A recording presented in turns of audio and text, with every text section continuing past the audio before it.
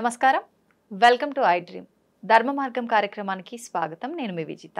ప్రస్తుతం మనతో పాటు ఉన్నారు దివ్య విశ్వశక్తి పరివార్ ప్రచార వ్యవస్థాపకులు స్వామి ఓం స్వరూప్ గురూజీ గారు. ఇప్పుడు వారితో మాట్లాడదాం. నమస్కారం గురుగారు. శుభం తల్లి. గురుగారు, ఒకప్పటి రోజుల్లో చూసుకుంటే బంధాలు, బంధుత్వాలు, ఈ రిలేషన్స్ అన్ని కూడా చాలా పటిష్టంగా, చాలా బలంగా ఉండేది. రోజులు గడిచే కొద్దీ అవన్నీ కూడా చాలా బలహీన పడిపోయాయి. ఎందుకని అంటారు గురుగారు? మళ్ళీ అలాంటి ఒక రోజులు చూస్తామంటారా? అంటే మనం సహకరిస్తే, మనం సహకరించుకుని ఇతరులు కూడా సహకరింప చేస్తే తప్పకుండా అలాంటి గొప్ప ఆనందమయ సమాజాన్ని నిర్మించుకోగలుగుతాం, సందేహం లేదు. కానీ అది చాలా కష్టమైనటువంటి పని. పూర్వం అంటే అప్పుడు పద్ధతి, ఆ యుగాల ధర్మాల ప్రకారం జరిగాయి. ఇది కలియుగం. కలియుగంలో చాలా చాలా కష్టపడితే కానీ ఆ స్థాయి రాదు, ఆ సంఘం రాదు. కష్టం. ఒక్కోరు ఒక్కో విధంగా వాళ్ళు ప్రవర్తిస్తున్నారు, ఫాలో అవుతున్నారు. ఇతరులు కూడా వాళ్ళ యొక్క దాంట్లో ప్రలోభ పెడుతున్నారు. మనిషి స్వార్థం ఎక్కువైపోయింది. ఆ స్వార్థాన్ని ఉండాలి. ఒక కుటుంబాన్ని పోషించడానికి తల్లిదండ్రులు ముఖ్యులు, కారకులు. అలాగే ఆ తండ్రికి చిన్న ఉద్యోగం, వాడికి చిన్న ప్లానింగ్, వచ్చే 20,000 40,000 దాని ప్రకారం వాడు ఇంటిని ప్లాన్ చేసుకుంటాడు. లక్షలు సంపాదించేవాడు ఆ విధంగా ప్లాన్ చేసుకుంటాడు. ప్రతివాడు కూడాను వాడికి వచ్చే ఇన్కమ్ని బట్టే ప్లాన్ చేసుకోవాలి, తప్పదు. ఇంకా కంఫర్ట్స్ అంటావా, ఆ ఉన్న దాంట్లోనే వాళ్ళు ఎంత చెట్టుకి అంతే గాలి అన్నట్టుగా పూర్వం చెప్పేవారు. అలా ఉంటుంది.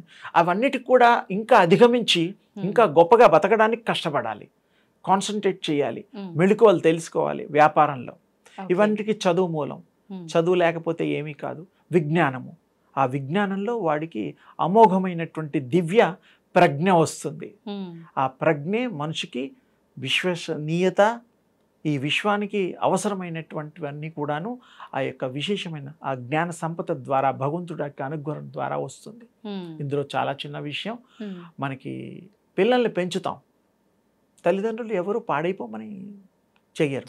మంచి చెప్తాం, నాన్న ఎక్కువసేపు టీవీ చూడొద్దు అంటాం, కాసేపు చదువుకో అంటాం, మంచి ఫ్రెండ్స్తో తిరగమంటాం, మంచి ఆహారం ఇస్తాం, మంచి బట్టలు ఇస్తాం. వాడిని ఎంత బెస్ట్ మనం చేయగలిగితే అంత చేస్తాం. అయినా కూడా కొంతమంది వినరు, అల్లరి చేస్తారు, మొండి పని. పెద్దవాళ్ళు అయిన తర్వాత కూడా వినరు. కాలేజీలకు బంక్ కొట్టేసి, స్కూల్కి బంక్ కొట్టి, ఏదో రకరకాలుగా ఉంటాయి. అవన్నీ మనం ఎన్నని చేయగలుగుతారు తల్లిదండ్రులు? పాపం తల్లిదండ్రుల మీద అప్పుడప్పుడు నాకు జాలి అనిపిస్తుంది. ఎందుకంటే వాళ్ళలో లోపం లేదు, క్రమశిక్షణగానే పెంచారు. మరి ఆ పిల్లలు ఎందుకు అలా అవుతున్నారంటే, ఈ యొక్క సమాజంలో ఉండేటువంటి ఆకర్షణలు, పక్క వాళ్ళకి ఫ్రెండ్స్లో ఉండేటువంటి వాళ్ళ కంఫర్ట్స్ పోల్చుకోవడాలు, ఇలాంటి వాటికి. మరి వాళ్ళు పక్క వాళ్ళకి వీడికంటే బెస్ట్ లైఫ్ ఉన్నప్పుడు వాడు ఒక్కోసారని అనుకుంటాడు, ఆ ఇంట్లో పుడితే బాగుండేది, మాకు ఈ బీదతనంలో పుట్టాము అనుకోవడంలో సహజం, తప్పులేదు. కానీ అలా అనుకోవడం ఎంతవరకు న్యాయం? వాళ్ళు ఎలా ఫీల్ అవ్వాలి అంటే, ఆధ్యాత్మికంగా చెప్తున్నానమ్మా, తల్లిదండ్రులు వాళ్ళ యొక్క శరీరాలను ఇవ్వగలుగుతారు, అమ్మాయిని కానీ అబ్బాయిని కానీ కనగలుగుతారు. తెలుపు, నలుపు, పొడుగు, పొట్టి, రంగు, చామన ఛాయ, ఇలాంటివన్నీ ఇవ్వగలుగుతారు. ఈ 7 తరాల్లో ఎవరి పోలికలైనా ఈ పుట్టిన వాళ్ళకి రావచ్చు. 7 తరాలు. అందుకనే పెళ్ళికి పుట్టుకకి సంబంధం ఉంది. పెళ్ళిళ్ళు కూడా ఒకప్పుడు 7 తరాలు చూసేవాళ్ళు. అమ్మాయి ఎలా తెలుసా? జబ్బులున్నాయా లేదా, సత్సాంప్రదాయమా కాదా, మంచి అలవాట్లు, ఇవన్నీ, వంట బాగా చేస్తుందా, రుచిగా చేస్తుందా, ఇంత లోతుగా వెళ్ళేవారు. మరి వాళ్ళకి గుణాలు, మంచి గుణం ఉందా, పెంకి మొండితనాలు ఉన్నాయా, రాద్ధాంతం చేసేవాళ్ళ? ఎవరైనా సరే ఆ 7 తరాల, దాని పేరు వంశ వృక్షము అనే ఒక పుస్తకం ఉండేది.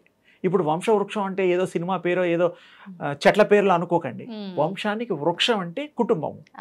ఆ వంశ వృక్షం అనేటువంటి ఒక పుస్తకం రాసుకునేవాళ్ళు. వాళ్ళ నాన్నగారి పేరు, వాళ్ళ అప్పట్లో అన్నదమ్ముల పేర్లు, అలా అన్నీ రాసుకొని అలా ఒక్కొక్కటి పాసాన్ అయ్యేది మన జనరేషన్స్కి. ఇప్పుడు ఎంతమందికి ఉన్నాయిరా? ఒక్క జనరేషన్ ఉంటే మహా ఎక్కువ. మా నాన్నగారి పేరు అంటే చెప్తాడు, వాళ్ళ నాన్నగారి పేరంటే ఆలోచిస్తాడు. అంటే తెలియదు పాపం, తెలిస్తే చెప్తాడు. మహా అంటే 3 తరాలు అతి కష్టం మీద చెప్పగలుగుతారేమో కానీ 7 తరాలు అంటే కొంచెం కష్టమే. అంటే ఆ పుస్తకాలు లేవుగా, దేవుడి దగ్గర పటాన్ని వెనకాల డ్రాలో ఇంకా ఆ పరిసర ప్రాంతాల్లో ఉండేవి. ఏది వంశవృక్ష అనే పుస్తకాలు. ఓకే. అసలు దేవుళ్ళనే మనం తీసేస్తున్నాం, ఏమనంటే పోస్టర్స్ లాగాను అలా ఇలా పెట్టేసుకుంటున్నాం, ఇష్టం వచ్చిన గుళ్ళకి వెళ్తున్నాం, తప్పులేదు. కానీ అప్పట్లో ఉండే ఆచార వ్యవహారాల్లో మన డిఎన్ఏ జీన్స్ జెనెటిక్గా మనం ఏమిటి మనకి ఇప్పుడు చిన్న చిన్న ఈతి బాధలు, కొంతమందికి డాక్టర్స్ దగ్గరికి వెళ్ళంగానే ఏమడుగుతున్నారు, షుగర్ ఉందనుకోండి, మీ నాన్నకి వాళ్ళకి ఎవరికైనా ఉందా అబ్బాయి అని అడుగుతున్నారు. అంటే ఏమిటి, వాళ్ళు ఒప్పుకుంటున్నారు there is a DNA, there is a genetic effect. డాక్టర్లు కూడా ఒప్పుకుంటున్నారు కదమ్మా. అందుకని మనం నమ్మాలి. పూర్వం వాళ్ళు అలవాట్లు, వాళ్ళ యొక్క ఇచ్చే సంస్కారాలు మనం పుణికి పుచ్చుకొని మనం అవి ఈ జీవితాంతం కూడా మన పిల్లలకి వాళ్ళ పిల్లలకి ఇలా తరతరాలని పరంపరని మనం చేయాలి. లేకపోతే మరి ఆగిపోతుంది, మనం సనాతన ధర్మం పోతుంది, మానవ సృష్టి పోతుంది, అలవాట్లన్నీ మారిపోతాయి. ఇంకొకటి ఇక్కడ మళ్ళీ కొంతమంది ఈ యొక్క కులాల గురించి వాటి గురించి కొంతమంది అపోహలు ఉన్నాయి.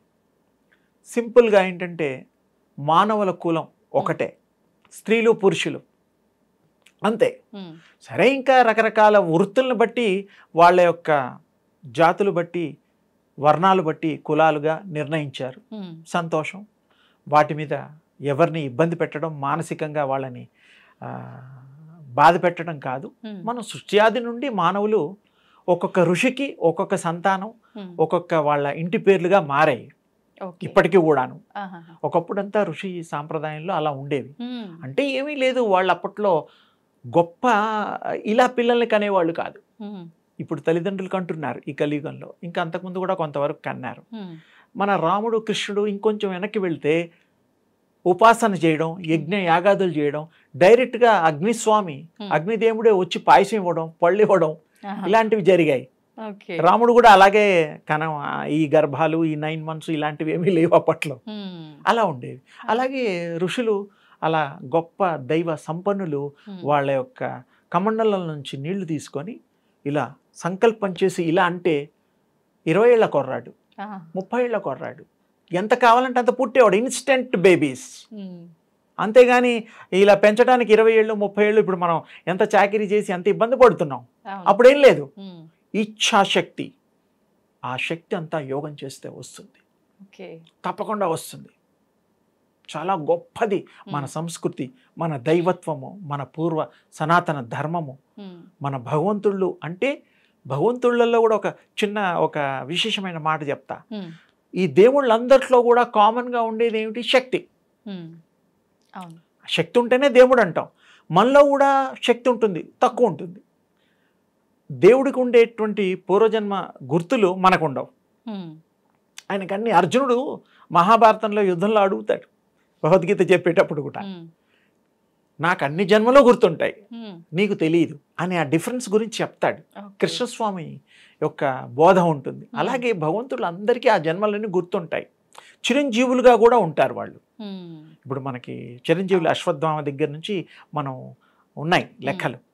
ఒక విధంగా ఆత్మ చిరంజీవి అంటాను నేను. ఆత్మకి అసలు అది చిరంజీవి అవ్వదు అనడానికి మనం రీజన్ లేదు. ఆత్మ బాడీలో ఎంటర్ అవుతుంది, బయటికి వెళ్ళిపోతుంది. దాన్నే మనం చావు పుట్టుకని మనం అనుకుంటున్నాం.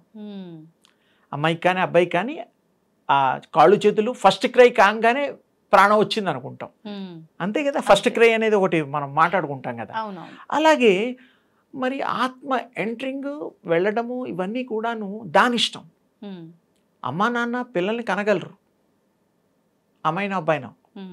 ఆత్మని కనగలరా చెప్పు నాన్న? ఆత్మని కనే శక్తి వీళ్ళకు ఉంటుందా? నో. వీళ్ళ శరీరాల్ని ఆత్మకి అనుకూలంగా ముందు తయారు చేస్తే జస్ట్ లైక్ రోబోస్ లాగా అన్నీ కూడా ఆ శక్తి వచ్చిన తర్వాత ఈ చలనం వస్తుంది. కాళ్ళు చేతులు అదొక తయారవ్వడం అవన్నీ ఉంది కాదల్లా. అసలు 7 నెలల కంప్లీట్ అయిన తర్వాత 6 రోజులు 7 రోజుల మధ్యలో అసలు ఆత్మ ఎంటర్ అవుతుంది. అప్పటి వరకు ఆత్మ రాదు ఈ బాడీలోకి. బ్రహ్మంగారు చెప్పారు, రామకృష్ణ పరమహంస చెప్పాడు, మనం ఏ బ్రహ్మాండ పురాణం కొన్ని అన్నిట్లో డీటెయిల్స్ ఉన్నాయి. అప్పటిదాకా రారు. మనం అనుకున్న కాళ్ళు కూడా ప్రాణం లేకుండా అది తయారయ్యే ప్రకృతికి ఒక పద్ధతి ఉంది. అసలు ఆ యొక్క ఆత్మ ఎంట్రింగ్ అప్పుడు అవుతుంది. 7 months కంప్లీట్ అవ్వాల్సిందే, తప్పదు. అప్పుడు అది కూడా అమ్మా నాన్న గర్భాలు వెతుక్కొని వస్తాయి. అవంతా అదొక లోకం. ఇప్పుడు మనం 3 dimensionలో ఉన్నాం. ఇది ఇంకొక విశేషం. 1, 2, 3 3D 2D అని అనుకుంటూ ఉంటారు లాంగ్వేజ్. కానీ 3 dimension అనే దానికి ఇప్పుడు జర్మనీలు 4th dimension కూడా కనుక్కున్నారు.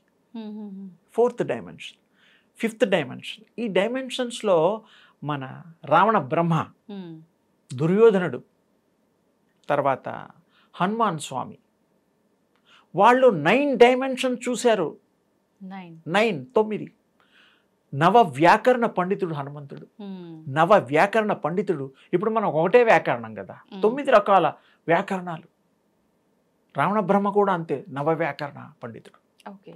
అంటే అంత గొప్ప విశేషమైనటువంటి ఆ విద్యా బోధన మన భారతీయుల సొత్తు. అప్పుడు భారతదేశం అంటే ఎంటైర్ వరల్డ్ అమ్మా. ఇప్పుడు అన్ని దేశాలు వచ్చాయి, 208, 6 లిస్ట్ ఉన్నది. మన భారతదేశం అంతా ఒకటే. చీనులు, చైనా వాళ్ళు, ఇప్పుడు చైనా ఉందిగా, అప్పుడు చీనులు మహాభారత యుద్ధంలో పాల్గొన్నారు వాళ్ళు. అది కూడా చరిత్ర ఉన్నది. అప్పుడు హిస్టోరియన్స్ ఉండేవాళ్ళు, రాసేవాళ్ళు. ఇప్పుడు ఏంటంటే మరి వేరే రకంగా ఉన్నారు. ఏది ఏమైనా ఒకటి, భగవంతుల్లో ఉండే కామన్ శక్తి ఏ విధంగా పోల్చుకోవచ్చు అంటే, మనం పూల దండలు రకరకాల పువ్వులతో గుర్చి దారంతో దండ వేస్తాం దేవుళ్ళకి, అమ్మవార్లకి, అయ్యవార్లకి, ఏ ఇష్టం ఉంటే వాళ్ళకి. అంటే ఏమిటి, రకరకాల పువ్వులు ఏరి కోరి కూర్చి దండగా మార్చినట్టుగా ఈ దేవతామూర్తులు, మానవ దేహాలు, ఈ స్వరూపాలన్నీ కూడా దివ్య శక్తికి సంబంధించినటువంటి ఆ అంశాలు. ఆ శక్తి లేకపోతే మనం లేం. అది చాలా గొప్పది. అందుకని ఏంటంటే భగవంతుడు కూడా ఆ దివ్య శక్తి స్వరూపుడు కాబట్టి, కారణ జన్ములు కాబట్టి, మనం కూడా కారణ జన్ములమే. ఓ పర్పస్కి వస్తున్నాం. కొంతమందిని అనడానికి ఏం లేదమ్మాయి, వీఆర్ ఆల్. చెప్పండి, మీరు మీ పర్పస్ లేకుండా ఈ జన్మ లేదు మీకు. నో. అస్ట్రాలజీలో కూడా ఇప్పుడు 900 కోట్ల ప్రజలు రఫ్గా, నవగ్రహాలు, ఒక్కొక్క గ్రహానికి 100 కోట్ల ప్రజలు లెక్కేసుకోండి. మరి 100 కోట్ల ప్రజలు, 12 రాసులు, 27 నక్షత్రాలు, డివైడెడ్ బై 900, అంతే. సింపుల్ లెక్క చెప్తున్నా మీకు. అలా లెక్క చూసుకుంటే మరి 100 కోట్ల మనుషులు, ఆ గ్రహాల్లో ఉండేటువంటి ప్రభావాలు ఉండేటువంటి 12 రాసులు ఉండేటువంటి 27 నక్షత్రాలు ఉండేవాళ్ళు అలా ఉన్నారా? నో, లేరు. దీనికి ఉదాహరణ ఏంటంటే మన ఆధార్ కార్డు కానీ లేకపోతే ఇంకేదైనా కార్డ్స్ మనం తీసుకున్నప్పుడు ఐడెంటిటీ, చేతుల్ని ముద్రలు తీసుకుంటారు, కళ్ళల్లో ఫోటో తీసుకుంటారు. అంటే వేరే మనిషికి ఇది కుదరదు అని ఒక నిర్ధారణకు వచ్చి గవర్నమెంట్ వాళ్ళు they are doing that service. అలాగే ఇది కూడాను అస్ట్రాలజికల్గా అది విశ్వ నేచర్, ప్రకృతిని సంబంధించిన ఖగోళ శాస్త్రం అది. అంతేగాని ఇండివిజువల్ కాదమ్మా. ఇండివిజువల్ అయితే మరి 12 రాసులు డివైడెడ్ బై 900 అంటే ఒక్కొరికి 40-50 కోట్ల మందికి రాసులు అవుతాయిగా. అందరూ ఒకేలాగా ఉండాలి కదా. మరి బుద్ధులు, గుణాలు లేవు అంటే కాదు. ఎందుకు కావు? పూర్వజన్మలో ఏదో పనుల కోసం వచ్చాం. అలా ఎలా వచ్చామంటే అమెరికా, రష్యా, జపాన్ వెళుతూ ఉంటాం, ఈ బాడీస్తో వెళుతూ ఉంటాం, వస్తూ ఉంటాం. మళ్ళీ ఎందుకు వస్తాం? మన స్వస్థానానికి వస్తాం. అక్కడ ఎందుకు ఉంటాం? వాళ్ళు ఉండనివారు కూడా. పైగా visa only 6 months, 1 year hardly, depend upon work. అంతే కదా. అందుకని ఈ ఆత్మ కూడా ఇన్ని జన్మలు ఎత్తుతూ స్వస్థానానికి వెళ్ళడానికి కర్మలు లేనప్పుడు స్వస్థానానికి వెళ్ళిపోతుంది, భగవంతుల్లో లీనమవుతుంది. అందుకు చెప్పడం కోసం ఈ ఎగ్జాంపుల్ చెప్పాను అన్నమాట. లేకపోతే మామూలుగా అర్థం కాదు కాబట్టి. సో వీఆర్, మనకు అర్హత ఉన్నది.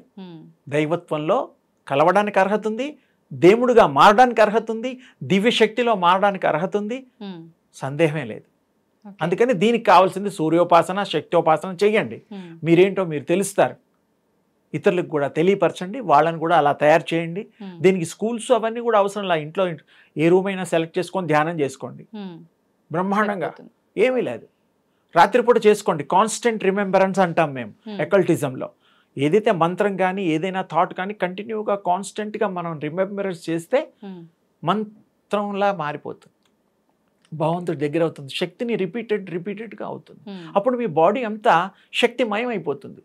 ఇప్పుడు ఒక చోటే ఉంది హృదయ కుహరంలో, అప్పుడు బాడీ అంతా అయిపోతుంది. ఆరా అంటాం, AURA ఆరా, అది కూడా అంతే. ఆరాలో దేవుడు వెనకాల తేజస్సులు ఉంటాయి, మామూలుగా మనుషుల వెనకాల తేజస్సులు ఉంటాయి. ఆరాన్ని నేను చూడగలుగుతాను.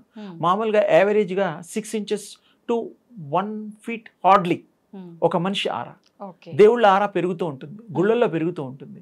గుళ్ళల్లో 1000 గజాల వరకు ఉంటుంది. అందుకోసమే ప్రదక్షిణలు పెట్టింది, అందుకు మనకు తెలీదు, తిరిగేస్తూ ఉంటాం. 110, 112, 2000. వీజా వెంకటేశ్వర స్వామి దగ్గర ఇంకా 1000. తప్పు లేదు, ఎందుకంటే అక్కడికి వెళ్ళి సంకల్పం చేసుకొని నాకు ఈ కోరికతో ప్రదక్షిణాలు చేస్తూ ఉంటాం. అప్పుడు నొప్పులు కూడా మర్చిపోతాం. కానీ వాళ్ళకి ఎందుకు అది కలుగుతుంది అంటే, సక్సెస్ ఎందుకు అవుతారు, మొక్కుకున్నాం ఎందుకు ఫలం దొరుకుతుంది అంటే, ఆ 1000 గజాలు 1000 అడుగుల యొక్క దీంట్లో ప్రదక్షిణ చేసినప్పుడు ఆ కిరణాలు కింద భూమిలోంచి ప్రసారం జరుగుతూ ఉంటాయి. అంతవరకే లిమిటెడ్. మీ పాదాలు కింద తగిలినప్పుడు, ఎండ్స్లో తగిలినప్పుడు ఆటోమేటిక్గా మీకు ఆ పవరు వచ్చేస్తుంది బాడీలోకి. అందుకు మీ సంకల్పానికి బలం వస్తుంది, అది పాయింట్. మీ సంకల్పం నెరవేరుతుంది. గుళ్ళల్లో వెళ్ళడం అందుకు. మామూలుగా తిరగమంటే ఎవరు తిరుగుతారు, 4 తిరుగుతారు. దాని అర్థం, అంతరార్థం అది. ఆ యొక్క దివ్య శక్తి యొక్క పలకరింపులు అన్నమాట అవి. బ్రహ్మాండంగా ఉంటుంది, చేసుకోవచ్చు. అందుకని అండర్స్టాండింగ్ కూడా అర్థం చేసుకుంటే బ్రతుకు. భార్యాభర్తలు కానీ పిల్లలు కానీ ఎవరైనా వాళ్ళకి ఒక లెవెల్లో అర్థం చేసుకోవాలి. పెద్దవాళ్ళు చెప్పినవి అర్థం చేసుకోవాలి, ఫాలో అయిపోవాలి గుడ్డిగా, అంతే. నాన్న మనకి చెప్తాడు, చెడుగు చెప్పడు. అలాగే భార్యాభర్తలు కూడా ఉన్న దాంట్లో ప్లాన్ చేసుకోవడం, ఆ 2 రూపాయల్లో ఎలా కాపురం చేసుకోవాలో చూసుకోవడం, కొనుక్కోవాలో చూసుకోవడం. అన్ని లేని డబ్బులు రాదు, లాటరీలు రావు కదమ్మా. ఈ రోజుల్లో కష్టపడితేనే డబ్బులు. కొంచెం టెక్నికల్గా పడాలి. ఏది బెస్ట్ మనకు వస్తుంది, మనకి ఏది సూట్ అవుతుందో చూసుకొని చేస్తే అంతరు సుఖమయం అవుతుంది, డబ్బులు వస్తాయి. ముందు అండర్స్టాండింగ్ బాగుంటే కుటుంబాలు, సంసారాలు అలా చక్కగా పండంటి కాపురాలు అవుతాయి. అదే అమ్మా. సంతోషం గురుగారు, మంచి విషయాలు చాలా చక్కగా వివరించారు. అమ్మా, శుభం తల్లి.